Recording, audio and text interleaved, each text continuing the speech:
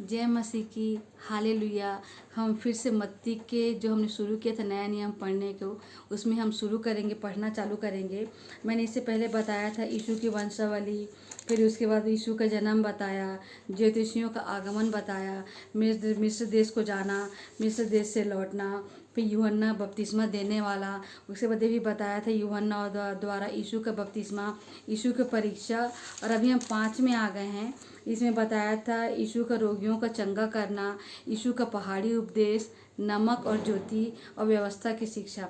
आज हम पढ़ेंगे चैप्टर 5 का ही 21वें वचन से पढ़ेंगे।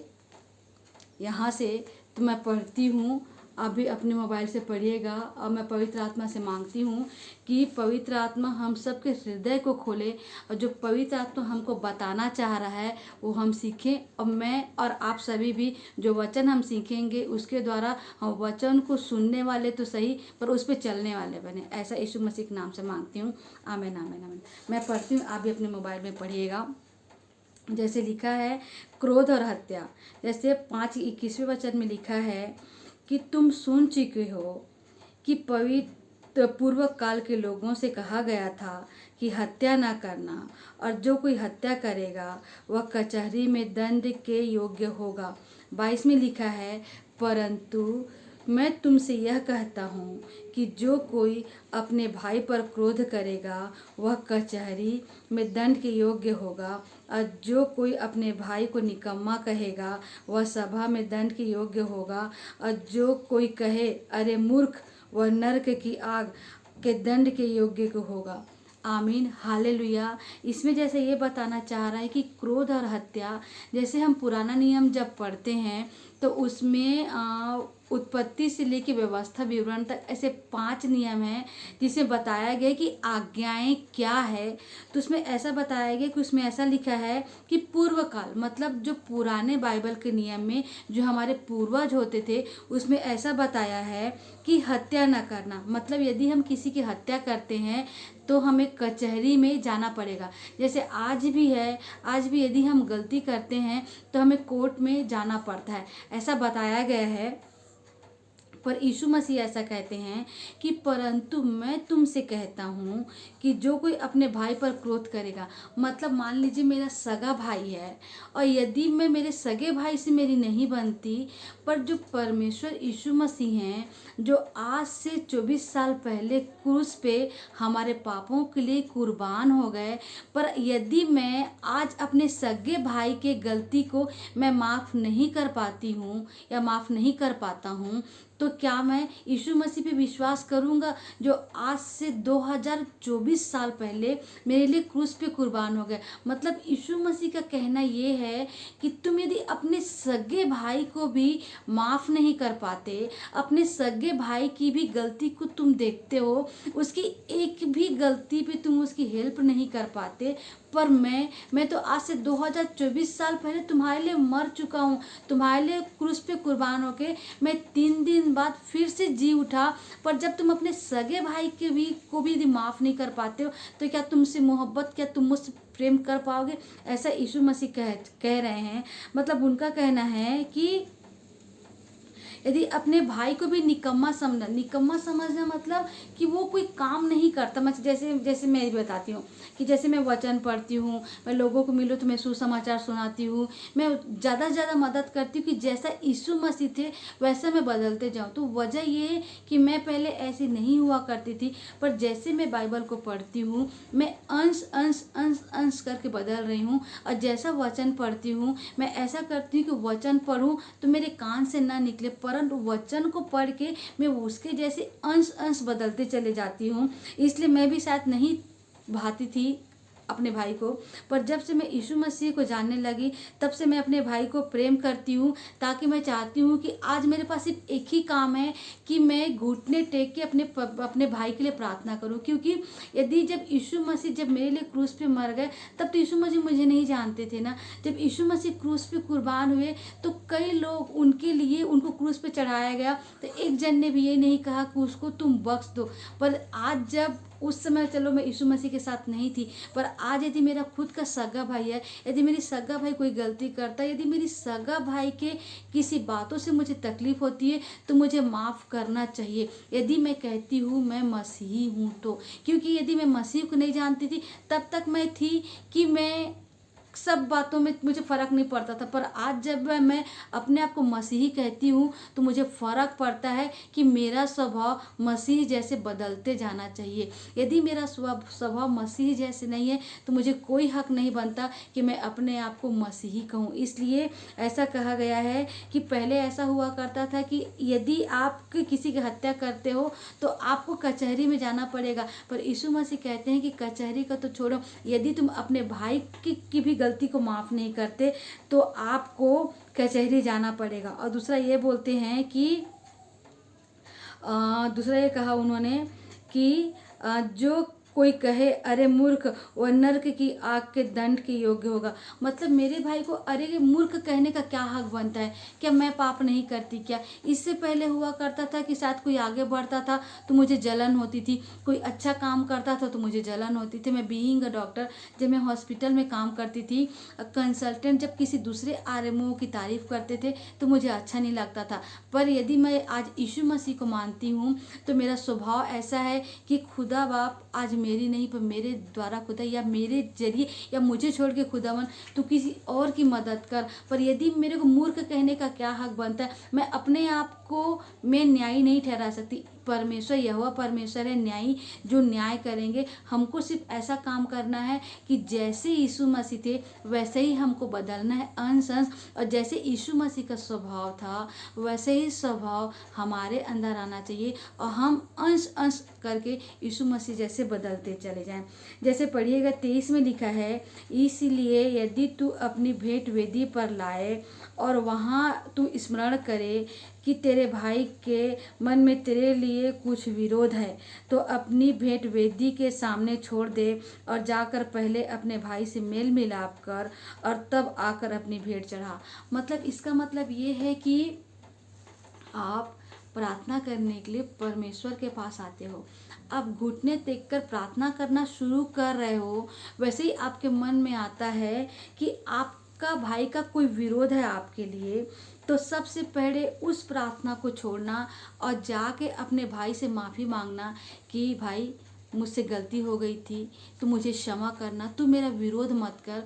क्योंकि हम यदि परमेश्वर के सामने प्रार्थना करते हैं तो सबसे बड़ी बात यह है कि हमारे मन में पश्चाताप हो। यदि हम बिना पश्चाताप प्रार्थना करेंगे तो परमेश्वर को हमारी प्रार्थना पसंद नहीं आने वाली। क्योंकि मैंने इससे पहले बताया था, आपने सुना भी होगा कि यहोवा परमेश्वर ने आदम को भूमि की मिट्टी से बनाया, उसकी सहायता के लिए खुदा बाप ने हवा रखा जो उसकी पसली से बनाया। पर खुदा बाप ने उनको एक ही आज्ञा दी थी कि खुदा बाप ने बोला था कि भले या बुरे ज्ञान के वृक्ष के फल को तू कभी ना खाना, जिस दिन तू वह फल खाया उस दिन तू अवश्य मर जाएगा। सिर्फ एक ही आज्ञा थी। खुदा बाप ने हमारे लिए इतना अच्छा काम किया कि हम तो कुछ भी नहीं थे, हम तो शून्य थे, हम जर्रा थे, पर खुदा बाप ने मिट्टी को लिया, उसको गूथा, उसको अपने स्वरूप। इसीलिए हमें किसी को भी ये कहने का हक नहीं बनता कि तुम अच्छे नहीं देखते हो, क्योंकि हम परमेश्वर के स्वरूप में बनाए गए हैं। और मैं तारीफ करती हूँ कि खुदा बाप ने एक ही आज्ञा दी थी कि तू इस फल को नहीं खाना भले बुरे ज्ञान के, पर आदम ने उस फल को खाया, पर तब भी खुदा बाप के सामने आदम झुका नहीं। इसलिए जब आज हमारे नए नियम में जब पढ़ते हैं, जब परमेश्वर ने अपने इकलौते पुत्र यीशु मसीह को भेजा जो हमारे पापों के लिए क्रूस पे कुर्बान हो गए, तो आप जो भी इस वीडियो को देख रहे हैं या आगे देखेंगे, आपसे विनती है कि यदि आप खुदा बाप के पास प्रार्थना में बैठो तो सबसे पहले क्षमा मांगना कि खुदा बाप आज जाने अनजाने मुझसे गलती हो गई है, खुदा बाप तू मनों का जांचने वाला परमेश्वर है। हे खुदावन, सबसे पहले खुदावन मेरे इस पापों की मुझे क्षमा करना। मुझे पता है खुदावन तू उद्धार करता परमेश्वर है खुदा, और तू मुझे क्षमा करना। उसके बाद क्षमा मांगने के बाद भी खुदा के पास प्रार्थना में बैठोगा, और खुदा मन सुनने वाला परमेश्वर है जो सुनता है और हमें उत्तर देता है। इसलिए यदि आप प्रार्थना करने के लिए बैठते हो और यदि ऐसा लगता है कि आपका भाई आपके विरोध में है, तो सबसे पहले अपने भाई के पास जाओ, अपने भाई पे क्षमा याचना करो। जब आपका भाई आपको क्षमा कर दे, फिर प्रभु के पास आओ, अपने समय को खुदा बाप के पास दो और खुदा बाप से आराधना प्रार्थना करो। उसके बाद लिखा है 25 में, जब तक तू अपने मुद्दई के साथ मार्ग ही में है, उससे झटपट मेल मिलाप कर ले। कहीं ऐसा ना हो कि मुद्दई तुझे हाकिम को सौंपे और हाकिम तुझे सिपाहियों को सौंप दे और तू बंदी गृह में डाल दिया जाए। मैं तुझसे सच सच कहता हूँ, जब तक तू कौड़ी कौड़ी भर न दे, तब तक वहाँ से छूटने न पाएगा। इसमें ऐसा कहा है कि मुद्दई मतलब हमारा विरोधी, जब तक तू अपने मुद्दे के साथ में, मतलब मार्ग क्या है? यीशु मसीह ने वचन में कहा है कि मार्ग, सत्य और जीवन मैं ही हूँ। मतलब आज हम मसीही हैं, हम यीशु मसीह के राह पे चल रहे हैं और मान लो हमारा कोई विरोधी भी साथ चल रहा है, पर मैं यीशु मसीह के चरणों में बैठ के मैं यीशु मसीह से प्रार्थना करती हूँ, पर जो मेरा मुद्दा, जो विरोधी है वो मेरे अगेंस्ट है, तो ये बात परमेश्वर को पसंद नहीं आएगी। तो सबसे पहले मेरे अपने उस विरोधी के पास मुझे जाना है और मेरी जो भी गलती है उससे विनम्रता से, कि जैसे मेरे यीशु मसीह विनम्र थे वैसे विनम्रता से मुझे उससे क्षमा मांगना है। और यदि मैं क्षमा नहीं मानूंगी तो वो मुझे जो परमेश्वर जो न्यायी के हाथ में सौंप देंगे और परमेश्वर मुझे हाकिम के हाथ में सौंपेंगे। हाकिम मतलब जो न्याय करता, मतलब जो संसार के अधिकारी है, उनके हाथ में परमेश्वर मुझे सौंप देंगे और वो मुझे उस सिपाही, मतलब जो संसार के अधिकारी हैं उनके अंदर जो सिपाही है उनके हाथ में मुझे सौंपेंगे और मुझे बंदी गृह का मतलब ये है कि इब्लिस कहा गया है उर्दू में, हिंदी में शैतान कहा गया है, इंग्लिश में शैतान।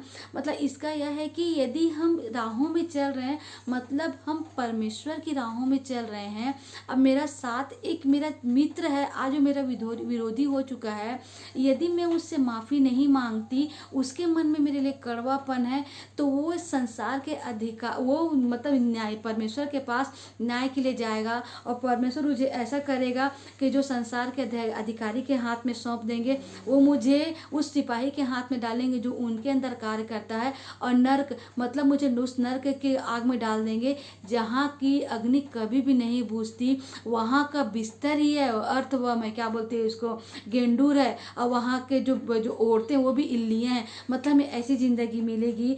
26वें पद में ये बोला गया है कि मैं तुझसे सच कहता हूँ कि जब तक तू कौड़ी कौड़ी भर न दे, तब तक वहाँ से छूटने ना पाएगा।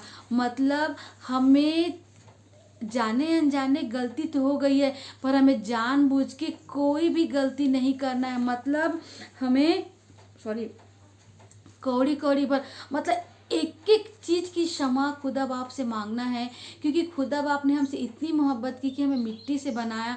और तारीफ़ करती खुदा बाप कि आपने देखे कि हम आपकी रचना, जो हम आपके पास हमें आना चाहिए खुदा बाप, पर हम क्षमा चाहते हैं खुदा बाप कि हम भटक गए खुदा बाप और हम शैतान की राहों में चले गए। और तारीफ़ करती खुदा बाप कि आपने हमसे इस कदर मोहब्बत की खुदा बाप कि आपने अपने इकलौते पुत्र को हमारे लिए क्रूस पे कुर्बान किया। और तारीफ़ करती खुदा बाप कि हे खुदा बाप, मैं तो नहीं हूँ खुदा बाप, पर तारीफ़ करती, तुझसे मांगती हूँ खुदा बाप कि तू अपने पवित्र आत्मा के द्वारा मुझे खुदा अपने रूह को मेरे अंदर भेज खुदा, कि तेरी पवित्र आत्मा मुझे बदले खुदा। हे खुदा, मेरे खुदा, मेरे घुटने तक पानी रहेगा खुदा तो मैं चढ़ सकती हूँ खुदा, मेरे कमर तक पानी रहेगा खुदा तो मैं चढ़ सकती हूँ खुदा, मेरे छाती तक पानी रहेगा खुदा तब भी मैं अपना चाल चलन कर सकती हूँ खुदा। पर मैं तारीफ़ करती हूँ, तुझसे मांगती खुदावन कि तू अपने रूह को खुदावन मेरे सर के ऊपर तक रख खुदावन, ताकि खुदावन मैं ना चढ़ सकूँ खुदावन।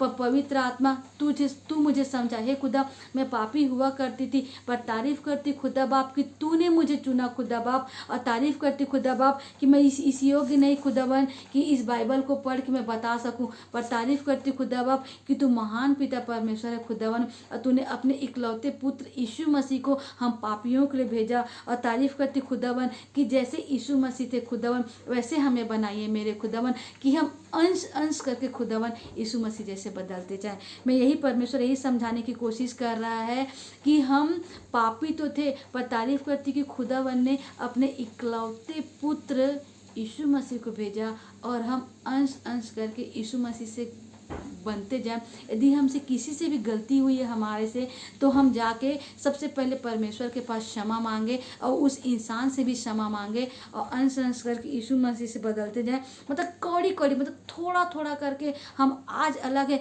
हम 10 साल बाद अलग होंगे, पर ये यही है कि इसके लिए सिर्फ यही करना है कि आपको बाइबल का वचन पढ़ना है। और बाइबल का जब वचन पढ़ोगे तो पवित्र आत्मा खुद ऑनर है, एक एक वर्ड एक एक मीनिंग को हमको समझा देता है और हम अंश अंश करके बदलते जाते हैं। यही मैं समझाने की कोशिश करूंगी कि जो पवित्र आत्मा ने हमें समझाया वो मेरे और आपके हम दोनों की ज़िंदगी में कार्य करे। सारी आदर सारी महिमा यीशु मसीह को मिले। यीशु मसीह के नाम से मांगती हूँ, आमीन आमीन।